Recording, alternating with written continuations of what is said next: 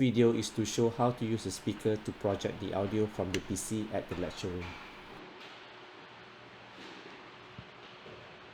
Mode button is for you to select the mode. Please select the No B, which is for the Bluetooth communications.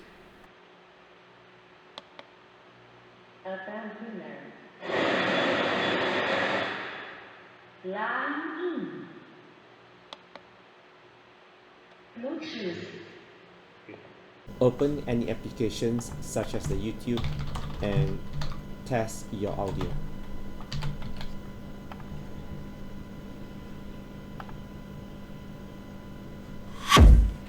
Feel like you're doing the work of 4 people? With Monday.